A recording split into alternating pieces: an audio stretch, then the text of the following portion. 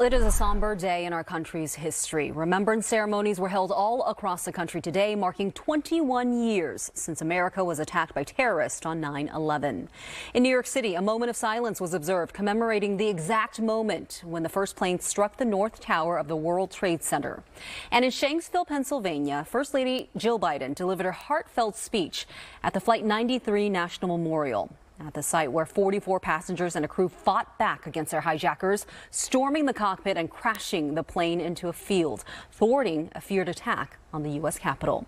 That plane was supposed to be heading for San Francisco. Among those on board, 2 men from Los Gatos. Tonight, hundreds of people came together to pay their respects to them and all of the lives lost that fateful day. Here's NBC Bay Area's Marianne Favro.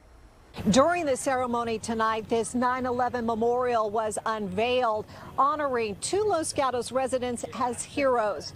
It says extraordinary acts on behalf of ordinary people. A solemn reminder of the nearly 3,000 people killed during the 9/11 attacks 21 years ago today. In the shadow of a giant American flag flying from a ladder truck, some 200 people came together in Los Gatos to reflect on the deadliest terror attacks on U.S. soil in history. I think they're starting to forget, which is the reason we need to keep reminding them of what happened, and this is a good way to do it. The community also honored Los Gatos High School graduates Mark Bingham and Todd Beamer, hailed as heroes on United Airlines Flight 93 for rushing the cockpit and altering the plane's course away from the White House and Capitol building. Were 2 of the 4 passengers aboard United Flight 93 who attempted to take back control of the cockpit from the Al-Qaeda terrorist.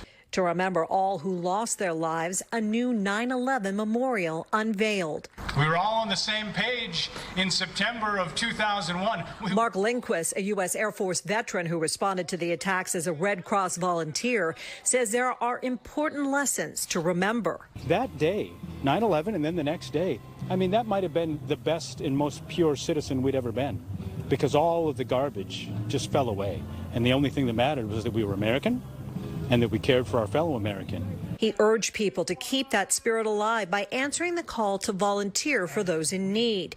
But for now, a call to never forget, punctuated with a 21-gun salute. In Los Gatos, Marianne Favro, NBC Bay Area News.